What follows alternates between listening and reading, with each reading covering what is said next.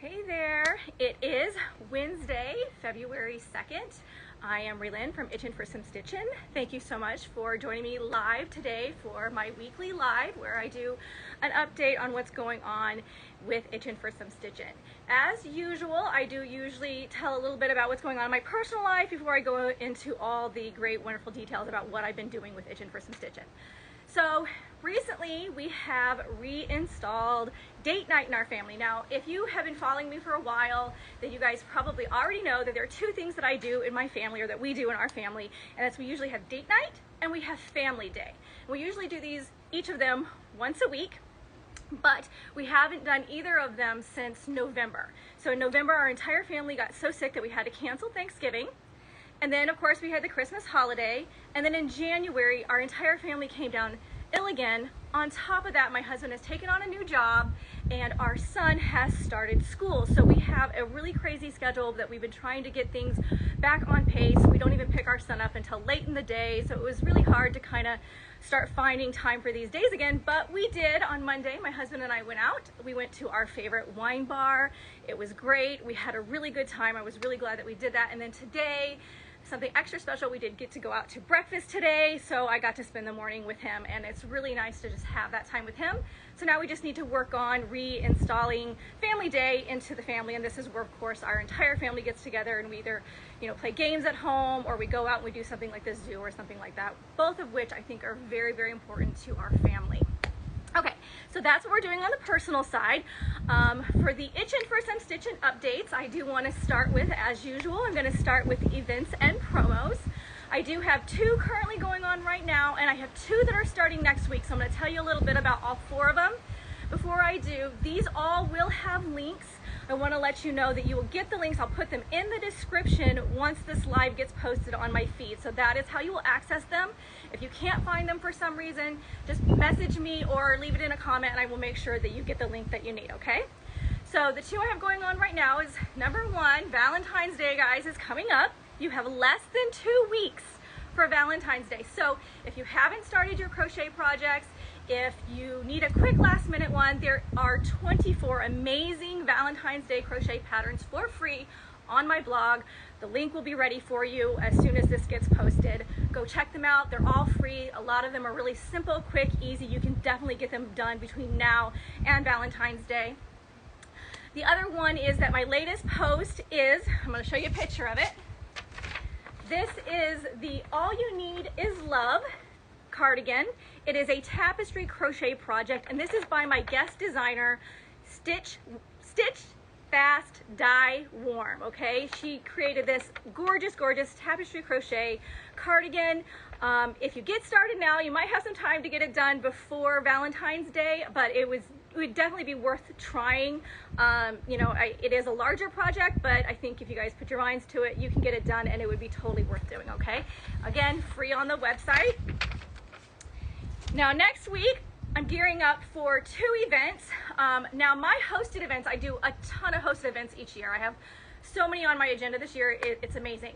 But mine actually will be starting in March, but I am going to be in a lot of events as well this year too, and two of them start next week. I've got one with Pam Carr of Caraway Crochet. She is starting the Simple and Sweet blog hop next week. And during that blog hop, you will be able to get my Simply Sweet bow tie head warmer pattern for free, and it will be available to get free download all week next week, I believe from the 8th, I don't know what the end of the week is, to whatever the end of the week is. I know it starts on the 8th, Tuesday the 8th, and it'll go through the end of that week, okay? So this will be a free pattern you can grab all week. Also starting on the 7th, which is Monday, I will be in a blog hop for Veronica, Blue Star Crochet, where we are doing a bunch of different patterns that have specific stitches in them. My day to share is actually February 27th, so hers works a little different. You will get one free pattern each day from February 7th through February 28th. My day is the 27th, so you will be able to get this seed stitch clutch purse pattern for free on that day. But the event does start on Monday, and I don't want you to miss out on all the wonderful patterns that are going to be in it, so you will be able to start getting free patterns starting Monday. If you are on my email list, I will definitely be sending out a reminder to you if you're not on it and you want to be on it, so you can get reminders for all of these events. Like, I send them out for all of my events, whether I'm participating or whether I'm hosting. So if you want to know about all of them and make sure that you don't miss out, I will put in a link for you to subscribe to my email list, okay? So that's my events and promos. And then I usually share a lot about my works in progress. Now, if you saw last week's live, then you know that I'm working on my 4th spring project. I'm tying it up. And I had 2 summer projects in play. I did not bring my summer projects to show you because I haven't touched them. I have to tell you that I was behind on my 4th project for spring, and I did all of this work. And you guys, I know that some of you out there are going to be able to relate to this. So I did all of this work, and I was making really good headway, and I'm trying to get it into testing so that my testers have plenty of time to work with it. And it hit Sunday, and I looked at it, and I hated it. Not only did I hate it, but I didn't think it was working out really well. And so I frogged it. I didn't frog the entire thing, but I do have to tell you that I did look at my phone. I looked at the clock, and I timed myself. And it took me nearly a half an hour of consistent, non-interrupted frogging to take out all the work that I had done. I then ignored absolutely everything in my life. Sorry, family, and thank you. I ignored everything in my life to catch up with this project. I did get it blocking yesterday. It is not fully blocked, but I am going to show you where I am. I'm about 95% done.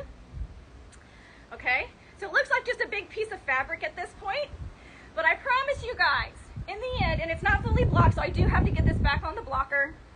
Okay, in the end, this is going to need to be assembled, and I'm going to turn it into a cardigan, and then it's going to have some trim put on it. Okay, so this will be the last that you see of this spring project, because I'm going to keep the final to myself until the pattern gets released. But I did so much work in the last 2 days, you guys. It's incredible. Literally, I think I spent 10 hours on Sunday, and I probably spent 5 hours yesterday before this got onto the blocker. So I'm really, really proud that I did this much in just a couple days.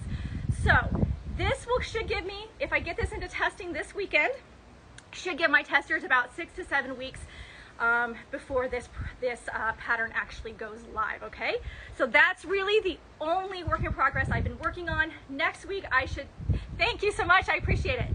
Next week I should be able to show you some progress on my 2 summer projects, and I am hoping to start a 3rd one, starting to get ready for fall. Okay, so progress on the 2 summers, and maybe just kind of a beginning or showing the yarn that I'm going to be doing for my first fall project. Okay, so when I first started doing these lives, I decided to kind of thank you very much, I appreciate it. I decided to set these lives up kind of like a live podcast. So I had certain segments, and I'd come up with the events and promos, my works in progress, and then I had this like category that I didn't know what to call it, so I just said other. And I've decided now that it has a better name. I'm just going to call it tips, tutorials, and more, because what I have been doing are giving you lots of crochet tips or tutorials, and I figure more covers anything else I might come up with. And today what I want to show you guys how to do is the foundation single crochet and the foundation double crochet. Now, if you are an experienced crocheter, you probably already know how to do those stitches, and that's fine. But if you're kind of new to crochet or you've never heard of these stitches, I do want to show you how to do them. Now, I have to be honest with you, I don't use these 2 a lot in my personal crochet, and the reason is I do mostly designing. And when I design my patterns, I like to design them to be as beginner friendly as possible, and I really don't think that beginners learn these 2 techniques until much, much later on when they're much more experienced. So when you start a crochet project, you always start it out with some sort of foundation, something to build your rows upon, and that is called your foundation chain. So this is just a little example of a foundation chain. Okay, so this is the first thing that you make when you're starting a crochet project. Now, sometimes if you're doing it in the round, it's a little bit different. So this is mostly for your horizontal or your flat projects, but that's usually what beginners learn to do first. Okay, so every project usually starts with some sort of foundation, and then you build your rows upon that. Okay, so like this. Now with the foundation single crochet and the foundation double crochet, you're actually building this chain as well as your first row at the same time. So if you come across a pattern that gives you your chain count and then row 1, and that row 1 is either single crochet or double crochet, you can use the single crochet or the foundation, you can use the foundation single crochet or the foundation double crochet instead of chaining and then doing row 1. So that is what I'm about to show you. You guys, you're gonna see the sky just for a few seconds as I put the camera down, and then we'll get started, okay?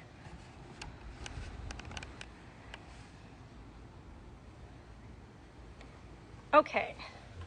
All right, can everybody see? Now, I forgot to tell you guys that when the camera is in this position, I cannot see your comments. So if I miss something, please let me know. You can put it in the comments after this is posted, because I can't see anything that you guys wrote or said or anything like that after the live is completed, okay? I will try to remember to look before I close it down. Okay, so I'm gonna start with the foundation single crochet. So the very first thing you do is you start your slip knot as you start every single project. Can everybody see this okay? All right. And then for the foundation single crochet, you remember that chain, that big chain that I showed you? You're gonna make 2 chains. So you're gonna go 1 and 2. And I always like to turn mine over. I almost always go into these little back posts at the bottom, at the underside. So here would be the top of the chain. This is the underside or the bottom of the chain, and I always go into these posts here, okay? So this is stitch 1 and stitch 2, chain 1, chain 2. And what we want to do is we want to go into the second chain from the hook. So 1 and 2. So I'm going to go right under this little post. Okay, and I'm going to yarn over and I'm going to pull through that post, okay? And now I have 2 loops on my hook. So remember when I said that when you're doing the foundation single and foundation double crochet, you're building the chain at the same time that you're building the first row? So it took me a while when I first started doing this to realize that the first thing you want to do, because I kept skipping this and I couldn't figure out what I was doing wrong. The first thing you want to do is you want to build the chain, okay? So that's what we're going to do. So by building the chain, we're going to yarn over. We're going to pull through the very first loop, okay? And we just built a chain. So the next thing we want to do is we want to build our first single crochet. So we're going to yarn over and we're going to pull through the remaining 2 loops. And we've just built our first single crochet. So to keep this going, what you're going to want to do, and you're going to do this every single time, you're going to go into the chain that is at the base of the single crochet that you made. So we just made this one, and this is the chain that we made, that very first chain that we made. So we're going to go into there and we're going to yarn over and we're going to pull through. Again, we have 2 loops on our hook. First thing we want to do is build our chain. So we're going to yarn over and we're going to pull through 1, and we've just added on from this chain to this chain. Now we have, this is the one from the very beginning, okay? This is like our back post. This is our first chain, this is our second chain. Now we're going to build our second single crochet. Here's our first one, we're going to build our second one. Yarn over, pull through 2, there's our second single crochet. We want to go into the chain at the base of our single crochet. We're going to go in there, yarn over. I tend to kind of automatically do that with the way I hold my yarn. Pull through, and now we want to build our next chain. So we're going to yarn over, pull through 1, and we're going to build our next single crochet, yarn over, pull through 2. Okay, now if I show you, this is the bottom, this is our foundation chain now, and this is the top. You can see these are our single crochets. We are building our chain and our single crochet row at the same time, okay? So now what I want to do is I'm going to show you how to do the foundation double crochet. So, hold on 1 second here. Somebody says that they froze. Can somebody let me know, is everybody okay? Can everyone see me, or is the camera frozen? Hello? If somebody can see me, can you type something in the comments? Or am I frozen here? You're okay, so you can see. Okay, thank you, sorry. I'm not sure what's going on. It might be on your side of the, okay, you can see me, thank you so much. I'm sorry, I don't know, somebody's camera is frozen. So I just wanted to make sure it wasn't on my end. Okay, so now I'm going to go on and show you how to do the foundation double crochet. And it's really, really similar to the foundation single crochet, so it just might take a little bit of getting used to. So we're going to make our slip knot. And now instead of chaining 2, we're going to chain 4. So it's 1. Sorry, my fingers are getting very cold. It is, believe it or not, I live in Arizona, and this is the first cold day, like really cold day, that I think we've ever had since we moved here. So my fingers are going numb. So that's 1, 2, 3, and 4. All right, so if I turn this over, and that is the worst chain stitch ever. Sorry, everybody. I told you my hands are getting cold. And we're going to go into the 4th chain from the hook. So that's 1, 2, 3, 4. But this is double crochet, okay? So we want to make sure that we yarn over first, and then we're going to go into this 4th chain. All right, so we're going to go under the back post. We are going to yarn over, and we have 3 loops on our hook. Now remember, just like with single crochet, we're building the foundation chain as well as building that first row. So the first thing we want to do is build the chain. So we are going to yarn over, pull through 1. That builds our chain. So now we just complete a double crochet as usual. So we're going to yarn over, pull through 2, yarn over, pull through 2. So this is our first double crochet. This is the chain that we made. So just like with single crochet, to keep building, we're going to want to go into this chain. So we're going to yarn over because we're making a double crochet. We're going to go into this chain. We're going to yarn over and pull through. 3 loops on our hook. We're going to yarn over and we're going to build the chain. So we're going to go under just the very first loop. That builds our chain right there, and then we're going to complete the double crochet. So we're going to yarn over, pull through 2, yarn over, pull through 2. And I want to do this at least one more time so I can flip it over and show you what it looks like, okay? So again, this is our double crochet. We want to go into the chain at the base of the double crochet. We're going to yarn over, go into that chain, yarn over again, pull through, and now we want to build our chain by going just under this first loop. So we're going to yarn over, go under the first loop, yarn over, pull through 2, yarn over, pull through 2 to build our double crochet. Okay, so if you guys can see this, all right, these are our double crochet stitches.